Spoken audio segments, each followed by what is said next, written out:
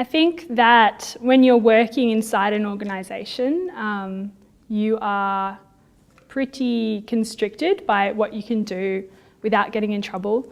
And that's why it's up to the independent artists, I think, to kind of find loopholes and push the boundaries, basically, of what is acceptable in a public space. The red tape, like, yeah, you can't often dream as big as you want to, unfortunately. And as an artist, I always start with that idea. So recently we were part of the Underbelly Arts Festival, and we were like, we want 2 pontoons in the water in Sydney Harbour.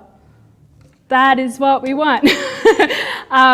And you know, we got 1 pontoon, so that was kind of, you know, better than nothing. But of course, like, these sacrifices happen all the time, and we work on such tight time frames that, yeah, it's really difficult to realise that sort of request. And we had a year, you know.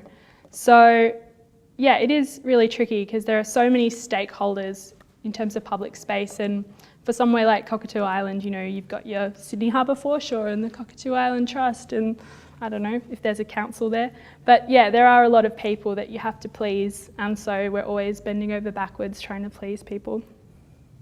Well, in my experience working on tiny stadiums, it was really difficult to carve out public space for art. And you know, that's operating in City of Sydney, which is a pretty art responsive and supportive space. But we had so many hoops that we needed to jump through to make that festival work. Like, we'd have to, if we wanted to build something that was taller than 1 metre, you needed more than 6 months' notice to get that DA in, to make sure all the OH&S was okay. You know, it really was quite a process. So it meant that you couldn't do something that was politically responsive.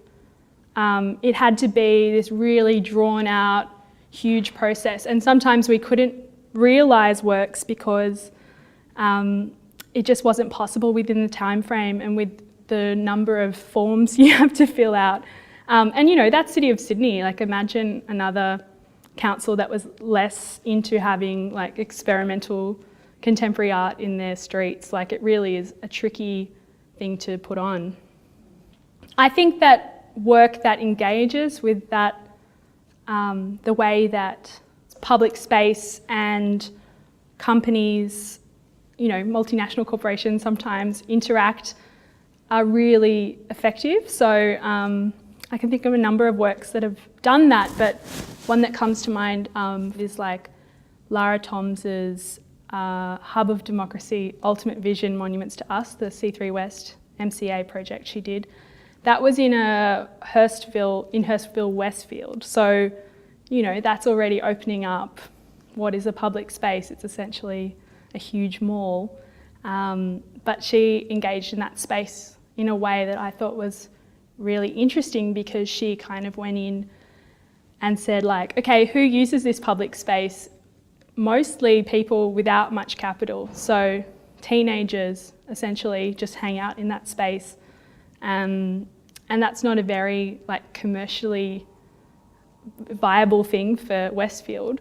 So I think she's really playing with the context of that particular space and the kind of commercial interests in that space. So I think that artists can be really successful when working in that domain. But it is really tricky to like cut through all the advertising and all the, you know, all the noise basically. I think that it's tricky for artists to move into a public space that isn't actually theirs and work alongside community.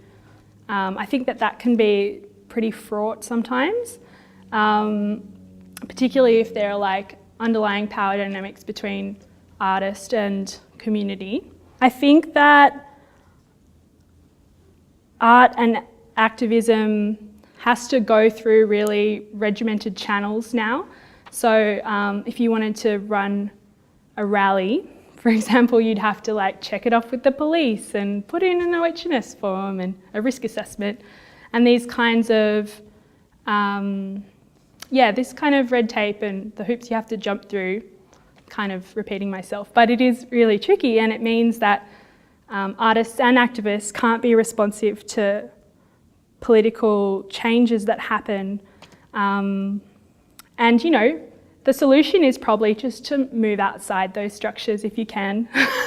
I really believe that. Like, I think that the more artists do that and kind of decide to reject those structures, the better in a way. And you know, like, I don't have public liability insurance, but that's not going to stop me from working outside, because I think that, you know, there's so much practice that's outside of the gallery and the theatre now, and we just need to document it, and we need to tell our friends about it, and maybe not go through councils, you know, just make it happen.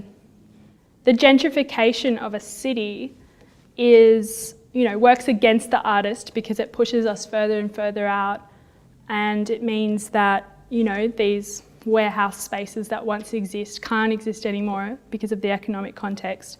But this particular article I'm thinking of also said that the city itself, like the creative city, is kind of co-opting artists into that work, basically, to make a really lively, vibrant city with festivals and installation and interactive performance and all the things that look really good on their annual report. But unfortunately, it is contributing to a kind of city that artists can't afford to live in anymore. And I agree with that. I think it's pretty problematic, and it means that artists are going to be, you know, more excluded, basically. And particularly, you know, in the kind of funding climate we're in at the moment, where individual artists can't apply for funding to the new Brandeis scheme, we're going to have to be more and more responsive to that. Like, we need to kind of consistently reimagine how we do things. And I definitely think that part of that will be like living in Sydney, which is one of the most expensive cities in the world. Like, that's going to be, art making itself will be more and more exclusive. Like, not everyone can, you know, get a studio in Darlinghurst and do that for the rest of their lives. Like, it really is a tricky thing to do. So, you know, I think there is amazing work being done in Western Sydney. Like the folks at Urban Theatre Projects and Bankstown Arts Centre, Blacktown Arts Centre, Campbelltown, like all of these places have incredible art projects, and, you know, maybe we'll find ourselves living closer to those meccas.